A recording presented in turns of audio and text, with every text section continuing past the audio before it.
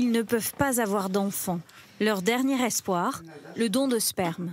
Devant les délais annoncés par les hôpitaux, ils ont choisi de chercher leur donneur sur les réseaux sociaux.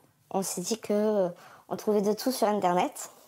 Donc on a marqué comme ça par pure curiosité, donneur naturel. Et c'est vrai qu'on est ressorti avec plein de pages Facebook. Certaines demandent une présentation, donc là c'est ce qu'on a fait. Et rapidement, vous avez des réponses ou des messages privés? Alors, des messages privés très rapidement. Ça se compte par presque, on peut dire, une bonne dizaine. Toutes ces propositions sont illégales et rémunérées. À l'hôpital, tout est gratuit, mais l'attente est bien plus longue, 18 mois en moyenne. J'ai pas envie d'attendre 2-3 ans avant d'agrandir ma famille. On a conscience que c'est illégal, mais nous, cet enfant, on le désire. Le donneur affirme qu'il va fournir des tests sanguins pour assurer de sa bonne santé. Nous avons infiltré ces groupes avec un faux profil. 6000 membres, tous les milieux sociaux sont représentés. Chacun pose ses conditions, certains une insémination à la pipette, d'autres exigent un rapport sexuel. En quelques minutes, nous recevons des propositions. Je suis donneur depuis 7 ans. En moyenne, je mets en route 2 grossesses par an et je me limite pas plus. Un donneur s'affiche en photo avec sa compagne. Au moment de le questionner, surprise. Justement, je tiens à être discret dans cette démarche. Elle n'est pas au courant. C'est la seule chose que je demande, si vous êtes d'accord. Un autre accepte un rendez-vous téléphonique. Il a 33 ans, est célibataire. Cela fait plus de 13 ans qu'il fait des dons. Nous prétendons être intéressés. En région parisienne, il y a une douzaine de naissances. J'ai aidé des personnes un peu partout en France. En fait, c'est réparti vraiment dans les régions. Et surtout, je fais jamais plus de 3 dons par département. Je suis en très bonne santé, je suis sportif, je vais à la salle, on va dire 2-3 fois par semaine. J'ai fait des études universitaires, donc j'ai fait des études de droit. Le droit, justement, ce donneur le connaît très bien. Si on s'en tient à la loi, effectivement, il y a un délit de don des produits du corps. Concrètement, c'est quasiment impossible de caractériser cette infraction. Je pense qu'il n'y a aucun risque qu'un magistrat prenne le temps de s'intéresser à ça. Au-delà de la loi et de l'éthique, le risque est aussi sanitaire, alertent les professionnels. En France, la loi elle est là pour protéger les personnes en matière de don de sperme. Pour éviter le risque de choper une maladie transmissible, d'avoir une maladie génétique qui se transmet à son enfant, il n'y a pas d'autre choix que de faire ça de façon médicalisée par des centres qui sont spécifiquement autorisés. Les critères de don sont très sélectifs. Il n'y a que 800 donneurs à l'hôpital pour plus de 30 000 demandes. 800 donneurs par an, ça ne suffit pas. Il en faudrait au moins 2000.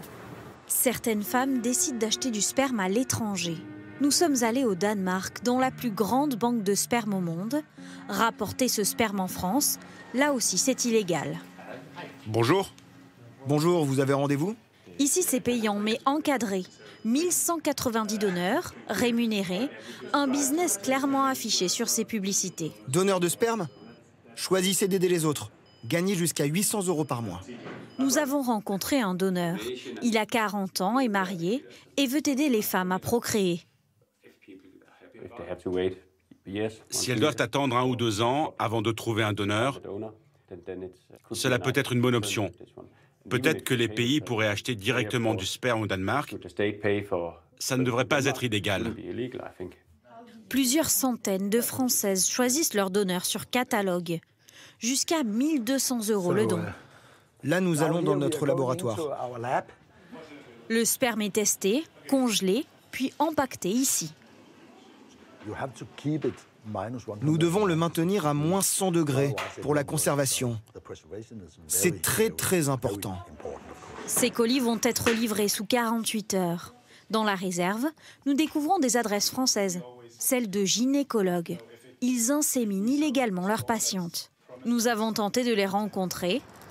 Un seul a accepté de nous répondre. Sa voix est modifiée pour préserver son anonymat. C'est un acte d'aide à la liberté des femmes.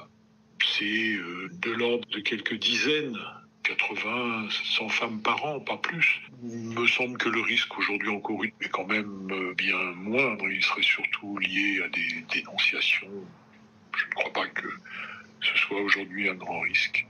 Très peu de dénonciations et donc de condamnations, malgré les risques juridiques pour les futurs parents. Quand il y a un donneur qui va donner son sperme à une famille dont il y a un papa d'intention, qui lui va se reconnaître le père de l'enfant et dont sa paternité peut être contestée à tout moment aussi. C'est une situation qui est compliquée, humainement compliquée. On surfe sur la détresse humaine, mais cette situation peut amener d'autres détresses. Malgré de multiples campagnes d'appel aux dons de sperme, le nombre de donneurs n'augmente pas suffisamment.